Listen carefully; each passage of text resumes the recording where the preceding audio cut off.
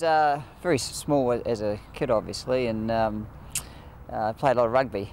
And when I was growing up, and as time went on, I got to sort of 12, and all my mates started to grow, and I didn't. And got to 13, and they grew, and I didn't. And got knocked out a few times. So I thought it was time to get out of this carry on. It was, it just wasn't working for me. Canterbury. And it still is a great trotting area, and from Ashburton it was a big trotting area, and we were sort of quite keen on the trots. And my grandfather was keen on racing.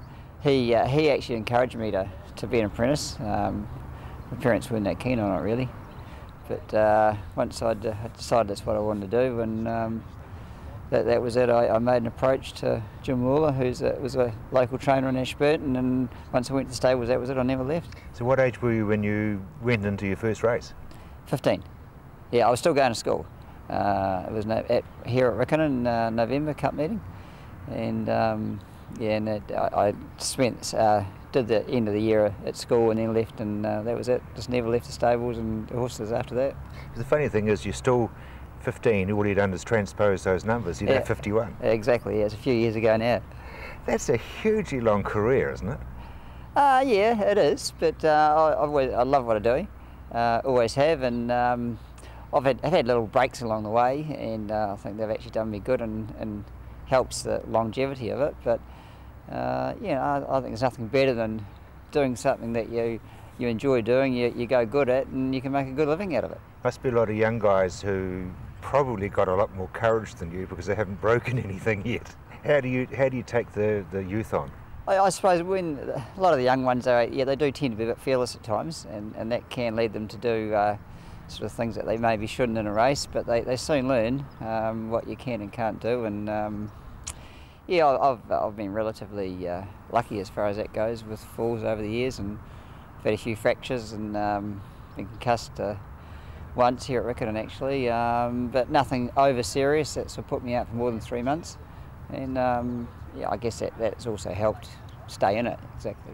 36 years of experience, you must have learnt a lot. I mean, coming back to this youth versus the cunning of an older man. Yeah, well, I think sometimes you might have forgotten more than a lot of the young ones will ever know, and I think in certain circumstances that comes in very handy. Yeah.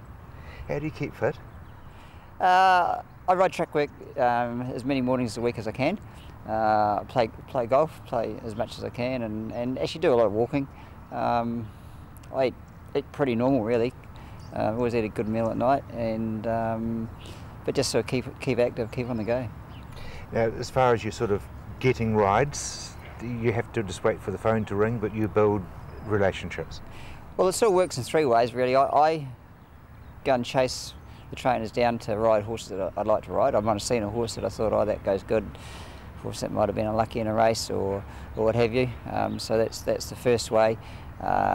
Next is the trainers ring me to ride a horse that they want me to ride, and on some occasions you do get owners approach you and ask you to ride a horse, and then you go back through the trainer and see where it's starting and go from there.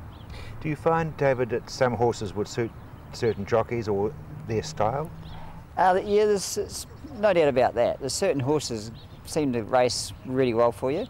You can't always put your finger on it and say why. And other horses that might have really good form just don't seem to go that well. It's probably more to do with the fact you link with certain trainers.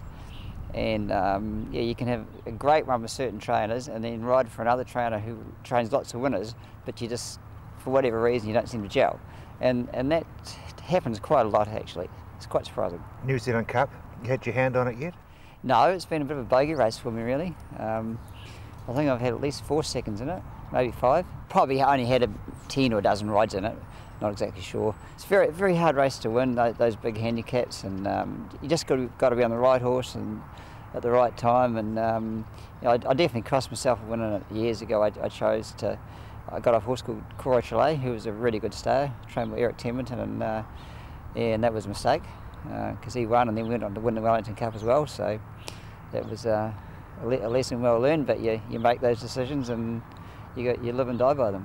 You have had a fair bit of success at Riccarton and the Carnival week though. Oh yeah, it's always been good to me. you know, it's always great to come down here and yeah, you know, mainly to ride the northern horses. You know, because I've spent most of my career in the north. Come down and ride the good classy northerners, and they're always extremely hard to beat. The Coupland Mile, have you done anything with that? 3 years ago, just got pipped the day it was a very wet track. Final Reality beat Benelli. Yeah, just got beaten in the nose that day. Yeah, otherwise, Elwyn I think ran 4th 2 years ago. Yeah, so ran about it. You're right up there. You just have to nail them, don't you? Yeah. Most memorable ride or horse? Biggest win was the Cox Plate on Solvit in '94. Yeah, it was quite like we knew the horse he was racing, he was going well at the time. His form was terrific. He was in the best form of his career, but never really thought you could win a Cox Plate. We went there happy and confident he'd run well, and he won. And it took weeks to sink in that he actually won the race, you know. And even now, when I think back, you think, wow, did we win the Cox Plate? You know, yeah, it was a real buzz. What's your advice, David, to somebody who is about 14 or 15 and facing a 36-year career like you've done? You make it sound like drudgery, really, but it hasn't been. I thoroughly enjoyed it, and I've often said to people, hey, if you could start all over again, what would you do? And I said, I'd just do the same thing. You know, obviously you do a few things different along the way. You learn a lot, and yeah, you learn money by making mistakes. But hey, if someone loves a horse and they've got ability, but you've got to be a hard worker, go for it, because it's a great career.